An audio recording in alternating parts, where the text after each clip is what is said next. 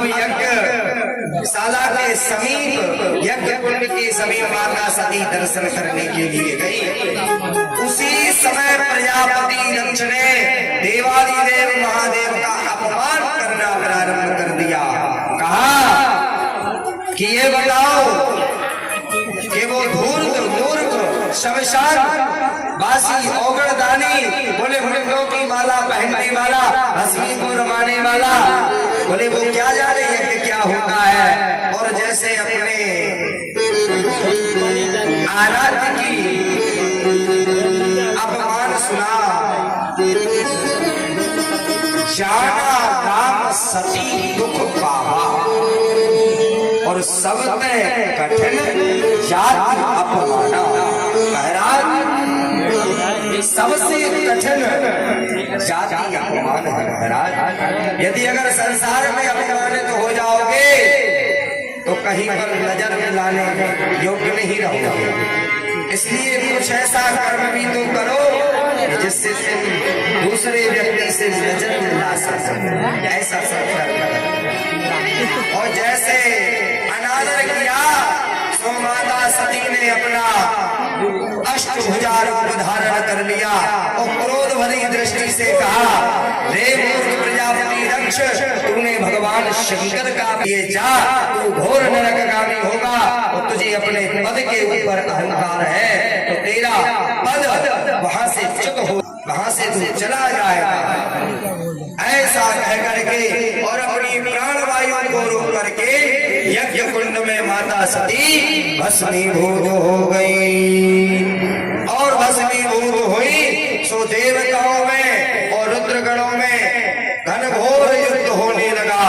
उस युद्ध में शस्त्रों की वर्षा होने लगी, ज्वालामुखी फटने लगी। ऐसा भयंकर युद्ध हुआ।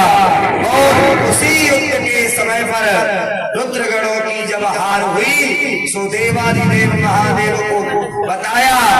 अरे समाचार तब शंकर पाए, वीर भद्र करी को पठाए। समाचार तब शंकर पाए, वीर भद्र करी को पठाए। समाचार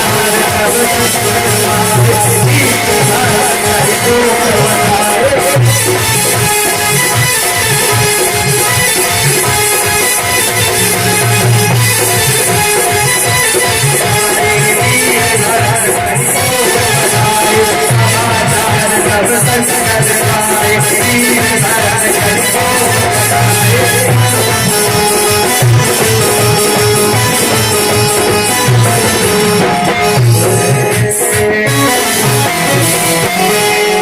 समाचार तब शंकर पाए। महाराज जैसे भगवान शंकर को पता चला सो तांडव गति से आकर के और एक अपनी जटा को खींच करके पृथ्वी पर दे पटका। तुरंत वीरभद्र नाम के रुद्रगण उत्पन्न हो गए और वीरभद्र से कहा, जाओ और प्रजापति दक्ष के यज्ञ का विध्वंस कर दो। तुरंत वीरभद्र रुद्रगणों को लेकर के और देवताओं के ऊपर चढ़ाई कर दी। घनघोर युद्ध होने लगा। उस युद्ध में अस्त्र शस्त्रों की वर्षा होने लगी और ऐसा घनघोर युद्ध हुआ। और खड्ग लेकर के वीरभद्र ने और प्रजापति दक्ष का सिर पकड़ करके और गोविंदाय नमो स्वाहा स्वाहा हो गई महाराज। इसलिए सती चरित्र को जो कहता है सुनता है वो परमात्मा के समान भगवान के भक्तों के समान हो जाता है। और ऐसा प्रकोप